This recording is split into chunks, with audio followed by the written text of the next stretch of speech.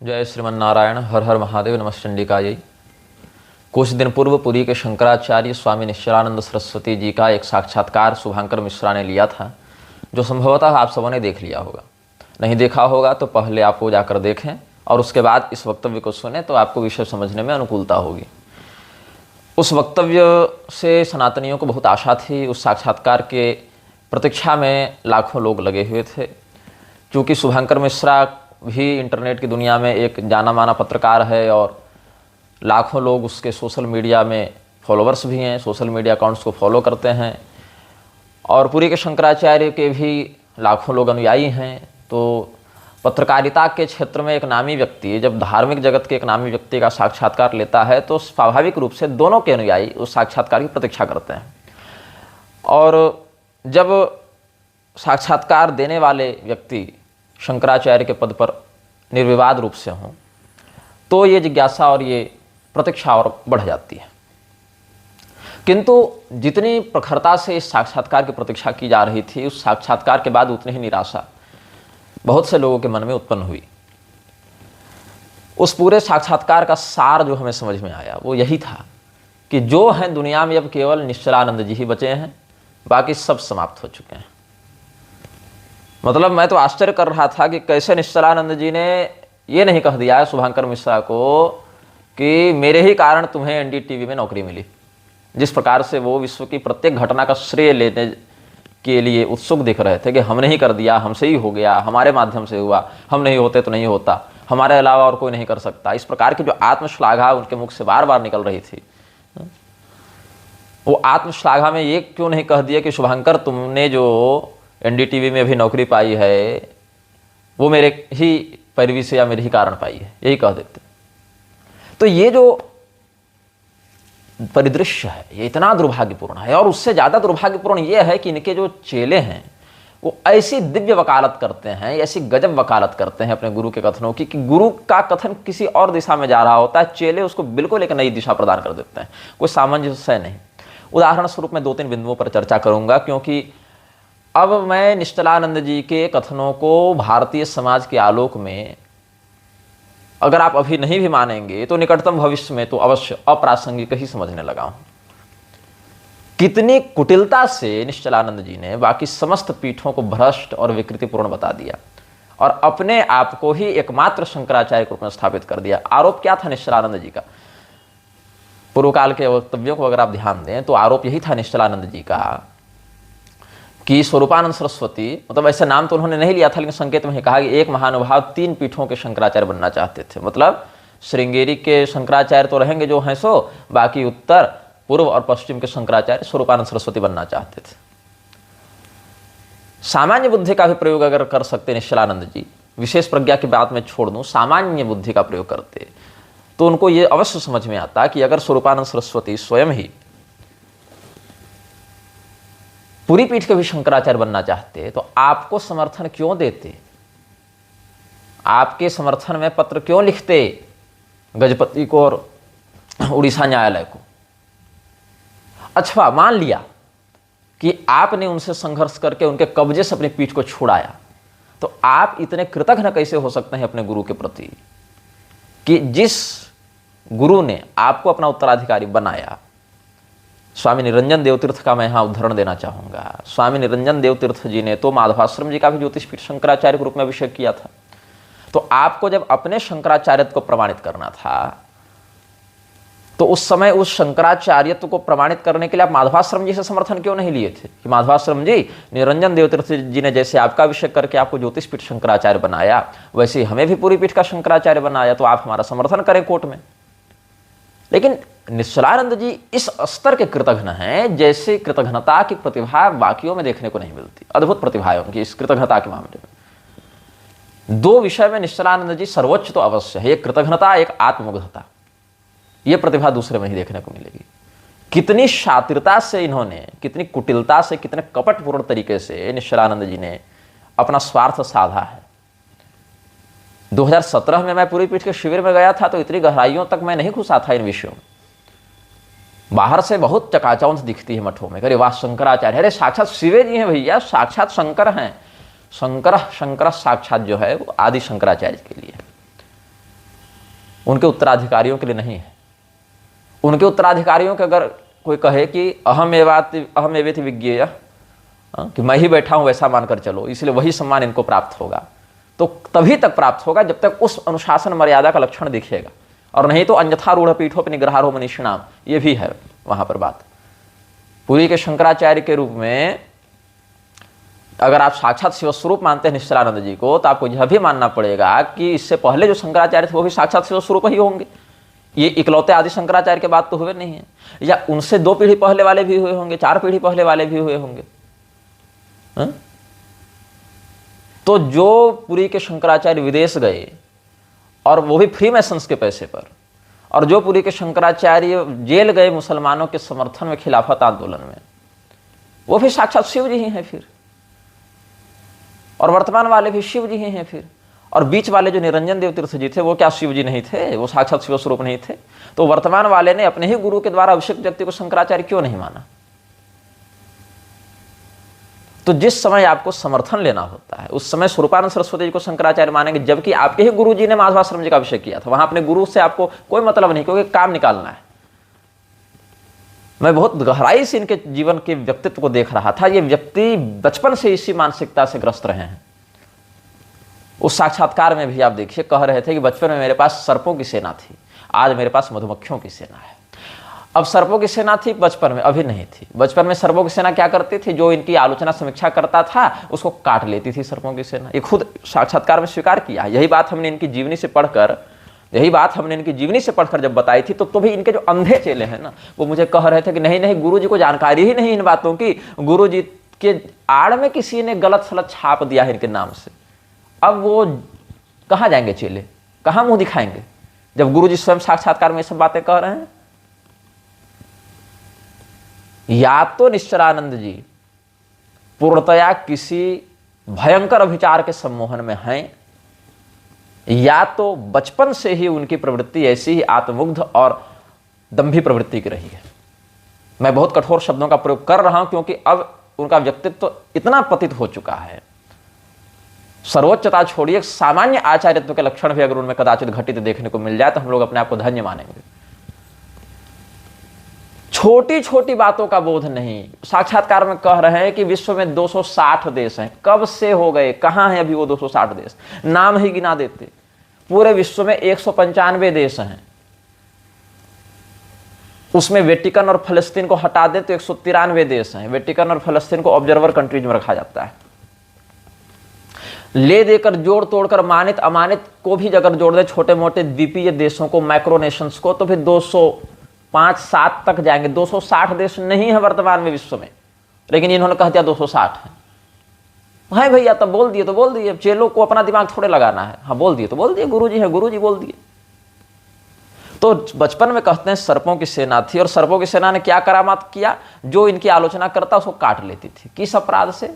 आपकी आलोचना करना क्या इतना बड़ा अपराध हो गया कि बचपन में आप जब 5 साल 10 साल के थे तब इतना बड़ा पाप हो जाता था आपकी आलोचना करना? आप इतने बड़े अवतारी पुरुष थे बचपन में ही कि आपकी आलोचना कर देने वाले को सर्पों की सेना कर मृत्युदंड दे देती थी। वाह, अद्भुत! ये प्रतिभा तो मतलब बड़े बड़े संतों के जीवन में देखने को नहीं मिली।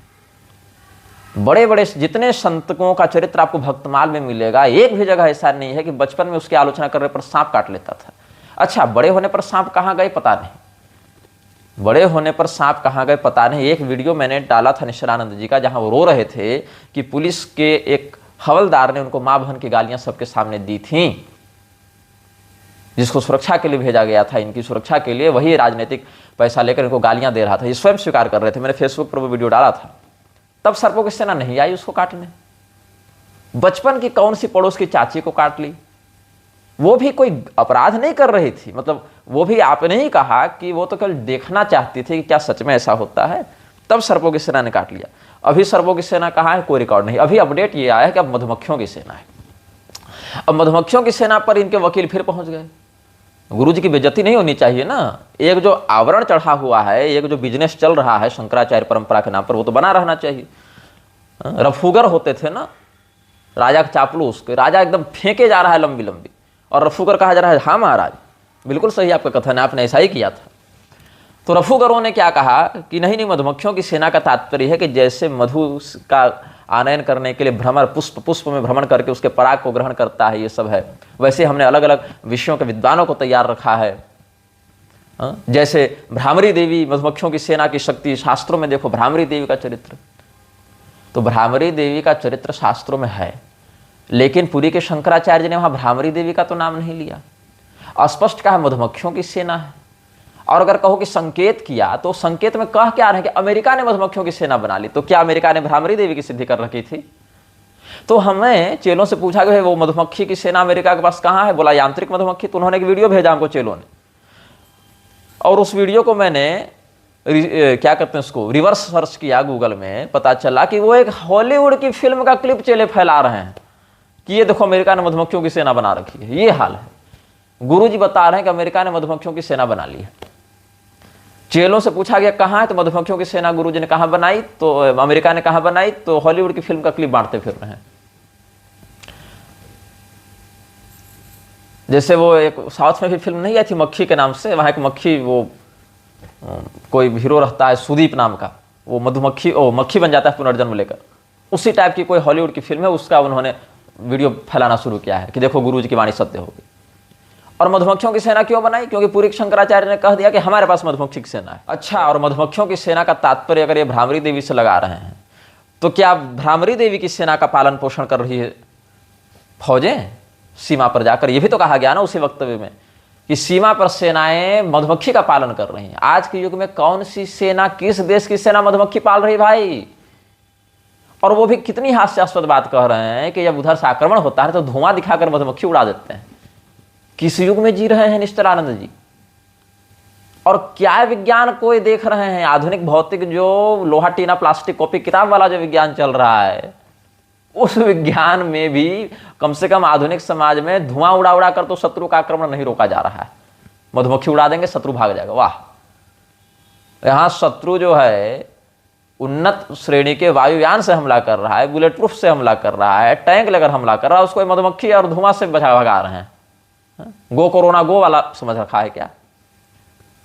तो क्या वो सब विद्वान उड़ उड़ के जाते हैं वहां पर? विद्वानों को छत्ता में पाला जाता है और धुआं उड़ाकर विद्वानों को छोड़ा जाता है। तो चेले क्या है? रफूगर है। गुरु जी की बकवास को, गुरु जी के असत्य को स्वीकार तो करेंगे नहीं, क्योंकि अंदर में वो औदार्य नहीं है, वो सहनशीलता नहीं कि हम माने कि हाँ हम गलत हैं। बस रफूगरी करते रहना है कि गुरु जी का ये रहस्य था। अच्छा, वो रहस्य गुरु जी ने स्वयं कभी नहीं बताया। फेसबुक पर सारा रहस्य लोग बता देते हैं गुरु जी कथन का बैठे बैठे, कि भ्रामरी देवी का संकेत कर रहे थे। हाँ, भ्रामरी देवी का संकेत से अमेरिका बना लिया, यांत्रिक मधुमक्खी, और इधर जो है सो सेना में मधुमक्खी पाले जाने लगे और धुआं उड़ा उड़ा कर मधुमक्खी फैलाकर शत्रु भगाए जाने लगे आज के युग में। फिर कहते हैं 3.5 साल हिंदू राष्ट्र के बारे में, चिढ़ जाते हैं। 3.5 साल हिंदू राष्ट्र में क्या दिक्कत है? मोदी जी हिंदू राष्ट्र का विरोध कर रहे हैं क्या? योगी जी विरोध कर रहे हैं क्या? मतलब आपके पूरे हिंदू राष्ट्र की सफलता का क्या केंद्र हो गया कि मोदी जी विरोध नहीं किया मतलब हम सफल हो गए, योगी जी विरोध नहीं किया मतलब हम सफल हो गए। तो क्या चाहते थे कि नरेंद्र मोदी और आदित्यनाथ आकर मंच पर यह कहे कि पूरी के शंकराचार्य हिंदू राष्ट्र बनाना चाहते हैं लेकिन हम बनने नहीं देंगे? ऐसा कहा क्या? ऐसा कहा क्या? और जब मोदी और योगी की सत्ता जाएगी तो आने वाली सरकार क्या कह देगी कि हाँ हम हिंदू राष्ट्र घोषित कर रहे हैं? अनेकानेक विपक्षी पार्टियां तो कह ही चुकी हैं कि हम हिंदू राष्ट्र नहीं बनने देंगे। और उसके बाद ये तर्क क्या देते हैं कि आज पूरे विश्व में हिंदुओं के सनातन ज्ञान विज्ञान को जाना जाने लगा है। 2021 से लेकर 2025 के बीच में ऐसा क्या परिवर्तन आपने कर दिया कि 2021 से पहले नहीं जानते थे और आज जानने लगे? आपने नाम लिया बुश का। बुश की पीढ़ियां बीते दशक हो गए। आप करें बुश ने कहा था कि वो क्रिश्चियन है और वो बाइबल मानता है, लेकिन बाइबल में जो सृष्टि का क्रम है वो बहुत क्षीण है और सनातनी ज्ञान विज्ञान का वो सम्मान करता है। ऐसा बुश ने कहा था। कब कहा था? बुश कब हुआ, उसका बाप कब हुआ, कब राष्ट्रपति बने ये लोग? इधर 10 साल ओबामा और उधर बाइडन और इधर ट्रंप के भी इधर 5 साल और इधर 20 साल से तो बुश सत्ता में ही नहीं है। 20-22 साल से तो बुश फैमिली सत्ता में ही नहीं है। तो 20-22 साल पहले बुश ने जो एक म्लेच्छ ने जो फ्रीमेसनरी ने जो बयान दिया था, उसके आधार पर आप कह रहे हैं कि हम हिंदू राष्ट्र 3.5 साल में सफल हो गए। वाह, कि उसने 1 साल में बयान दिया था। मतलब आपके हिंदू राष्ट्र का आधार क्या हो गया? कि बुश ने 1990 के दशक में जो बयान दिया या 2000 के दशक में जो बयान दिया, उस बयान के कारण हम अभी 3.5 साल में हिंदू राष्ट्र के अभियान में आगे बढ़ चुके हैं। अद्भुत चिंतन है इस व्यक्ति का, अद्भुत, गजब। लेकिन निश्चलानंद जी, आपकी बुद्धि की प्रतिभा की हम बात क्या कहें, सीधे सीधे अस्वीकार नहीं कर सकते असफलता, ये इतनी आत्ममुग्धता है। तो क्या 2021 से पहले आप जो वक्तव्य देते थे उसमें क्या बुश का वो भाषण नहीं आया था? बुश का भाषण बाद में आया और आपके अभियान के कारण आया। धारा 370 हटाने का श्रेय ले रहे हैं, कह रहे हैं हमने खालिस्तानियों को हटा दिया ये पंजाब से। ऋषिकेश ब्रह्मचारी ने भी कहा था पंजाब में हिंदुओं की भीषण दुर्गति एक अंधा भी देख ले। आप कैसे हैं जो करोड़ों इंद्र आपकी परिक्रमा करते हैं लेकिन ये सत्य आप नहीं देख पा रहे। एक शंकराचार्य दिखा दीजिए इस भारत भूमि में, एक शंकराचार्य, अभी छोड़िए, अभी से 5 पीढ़ी के भी आप इतिहास निकाल लीजिए, कोई इतना दम भी आपको नहीं मिलेगा जो अपने मुंह से बार बार कहता हो कि करोड़ों इंद्र मेरी परिक्रमा कर रहे हैं तो साक्षात हरिहर के तेज से हमारी नियुक्ति हुई है तो हम ही सर्वोच्च धर्मगुरु हैं। नहीं मिलेगा। बाकी 3 पीठ जो हैं कहते हैं निश्चलानंद जी मान्य शंकराचार्य, निश्चलानंद जी कहते हैं कि नहीं रे, हम ही मान्य शंकराचार्य हैं, तुम हो ही नहीं। लेकिन वही निश्चलानंद जी के मान्य शंकराचार्य होने पर जब कोर्ट ने आपत्ति की थी ना, तो नहीं कहने गए थे कि हरिहर के तेज से नियुक्ति हुई थी, तब कहते देखो श्रृंगेरी ने हमारा समर्थन किया, देखो ज्योतिष पीठ ने और शारदा पीठ ने हमारा समर्थन किया। लेकिन तब इन कृतघ्न महाशय को यह समझ में नहीं आया कि ज्योतिष पीठ से हम स्वरूपानंद जी का समर्थन ले रहे हैं, जबकि मेरे ही गुरु ने तो माधवाश्रम जी का अभिषेक किया था। ये कृतज्ञता दूसरा व्यक्ति नहीं दिखा सकता, ये निश्चलानंद जी की प्रतिभा हो सकती है। बचपन में सर्पों की सेना थी, अभी सर्पों की सेना नहीं है, और सर्पों की सेना पूरे भारत में कोई क्रांति नहीं कर सकी। सर्पों की सेना से किसी का कोई लाभ नहीं हुआ, हित नहीं हुआ, बस इनकी आलोचना करने वाले को काट लिया जाता था। और पता नहीं बाद में आलोचना करने वालों को क्यों नहीं काटा जाने लगा। इतनी हद तक आत्ममुग्धता इस व्यक्ति में व्याप्त है और इनके चेलों में व्याप्त है कि सीधे सीधे सुखदेव जी के द्वारा शंकराचार्य वर्तमान वाले को प्रणाम करवा दिया गया। वो भी शंकराचार्य बनने से पहले ही, जब ये ध्रुव चैतन्य ब्रह्मचारी थे तब सुखदेव जी इनको प्रणाम कर रहे थे। ऋषिकेश ब्रह्मचारी का वक्तव्य सुन लेना, बद्रीनाथ में सुखदेव जी ने प्रणाम किया है इनको, अभिवादन किया है इनका। वाह, शंकराचार्य परंपरा के प्रति कुछ श्रद्धा रहने देनी है कि नहीं रहने देनी है आप लोगों को? आप कहते हैं कि मुक्तेश्वरानंद सरस्वती जो है शंकराचार्य नहीं है, श्रृंगेरी ने अभिषेक किया तो श्रृंगेरी अराजक हो गई, मतलब आपके लिए बाकी 3 पीठ कुछ नहीं है। वहां के लोग शिव स्वरूप नहीं है, वहां के लोग शंकराचार्य नहीं है, वहां के लोग कुछ नहीं, बस जो है आप ही हैं। तो एक जो महत्वाकांक्षा होती है ना कि पूरे हिंदू धर्म में एकमात्र सर्वोच्च हम बने रहे, हमारे अलावा कोई नहीं। पहले तो बाकी आचार्यों को नकार दिया इन लोगों ने, रामानुजाचार्य, मध्वाचार्य, ये सब तो अपसिद्धांत वाले हैं, ये सब तो असुरावतार है, ऐसा कह दिया गया इन लोगों के द्वारा। तो बचे कौन? बोले शंकराचार्य सार्वभौम सर्वोच्च धर्मगुरु होते हैं। फिर बोले रे इसमें भी 4 हैं तो फिर हमको कौन पूछे? तो बोले नहीं, हम हैं जो हैं, सो बाकी तो विकृत हो गए। जबकि उन्हीं कथित विकृत पीठों के समर्थन से आप आज शंकराचार्य हैं। वहां कोर्ट हरिहर का तेज नहीं देखने गई थी, कोर्ट सर्टिफिकेट देखने गई थी। थोड़ी सी कृतज्ञता रखना सीखिए अपने जीवन में निश्चलानंद जी, आपके ही सम्मान में वृद्धि होगी। हमारा कोई व्यक्तिगत लाभ नहीं होगा। थोड़ा कृतज्ञ बन जाइए जीवन में। जिन लोगों की कृपा से आप शंकराचार्य बने हैं ना, उन लोगों के प्रति थोड़ा सा सम्मान रखना सीख लीजिए, जो भी 1-2 साल आपकी उम्र बची है। लेकिन दंभ छूटे तब ना, अतिशयोक्ति छूटे तब ना।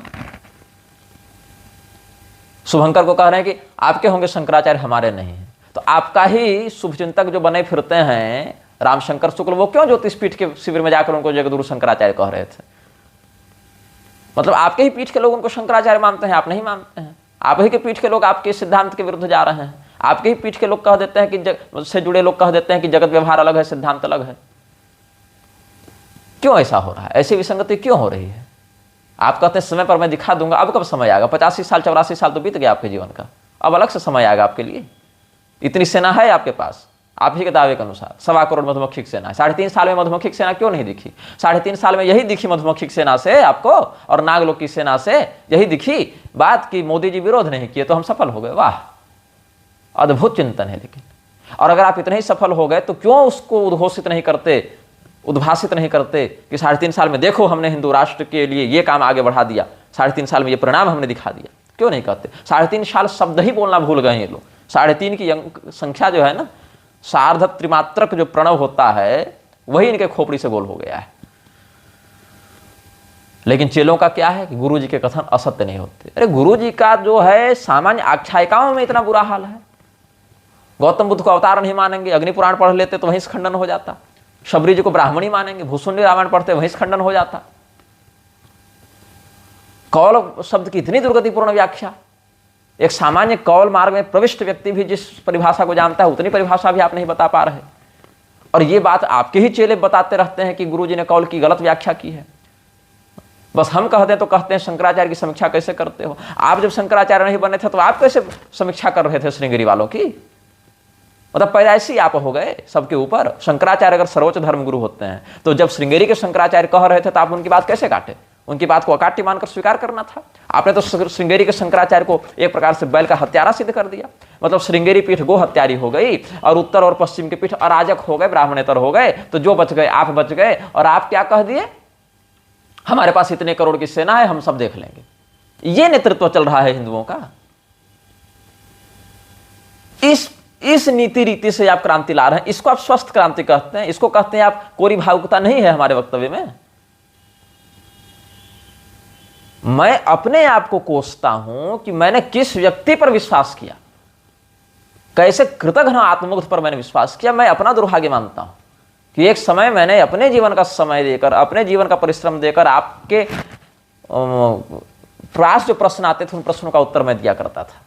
शास्त्र की शाखा का जब गठन किया गया था तब ये मैं अपना दुर्भाग्य मानता हूं। उस समय मैं किसी सार्थक काम में लगा सकता था।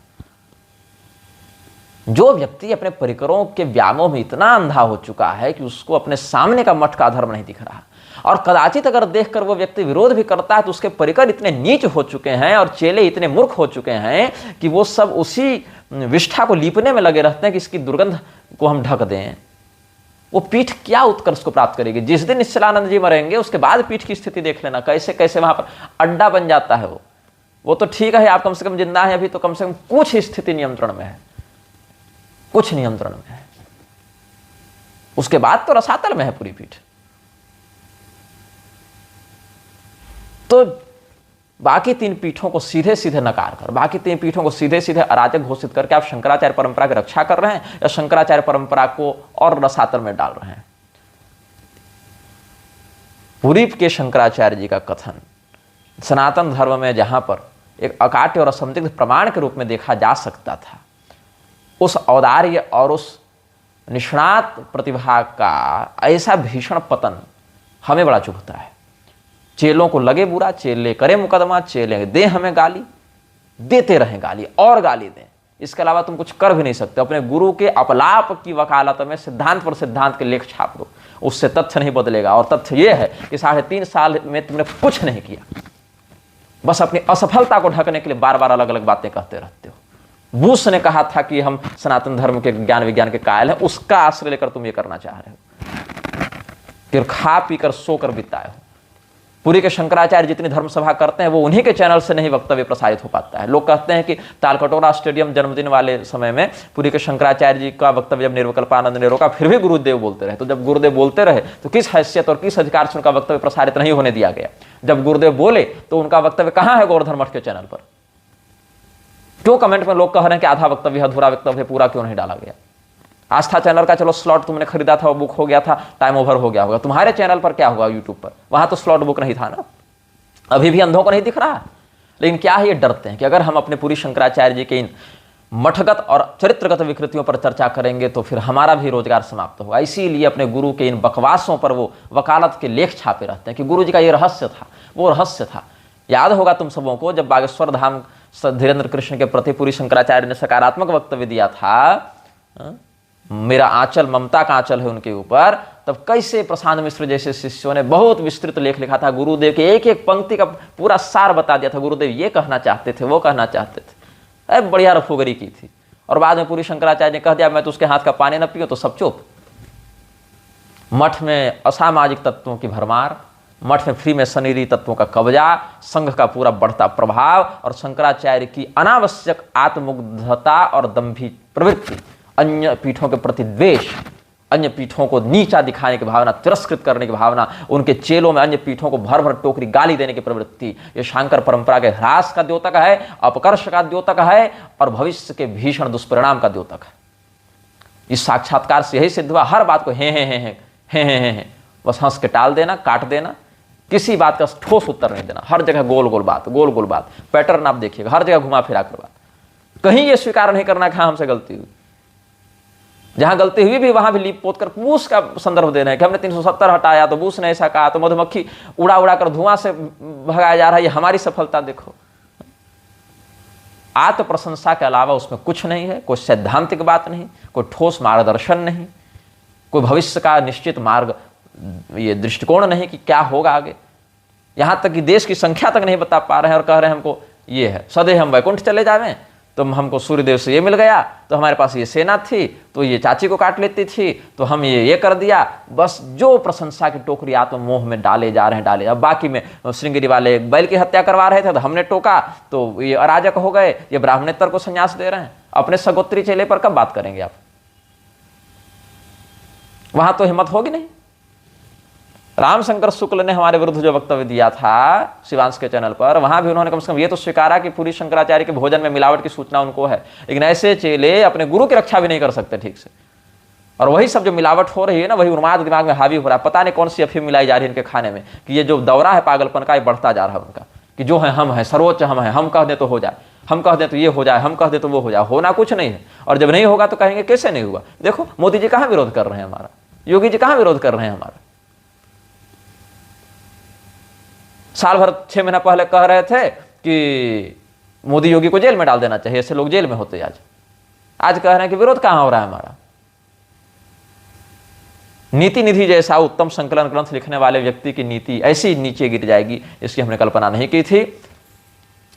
जो शक्ति संगम तंत्र की भविष्यवाणी है कि शांकर परंपरा नष्ट होगी, वही भविष्यवाणी सफल होगी। भगवत वाक्य के विरुद्ध कुछ भी नहीं हो सकता है, और उस भविष्यवाणी को सफल होने में पहला स्थान पूरी पीठ का ही हमको देखने को मिल रहा है। जय श्रीमन नारायण, हर हर महादेव, नमः शिवाय।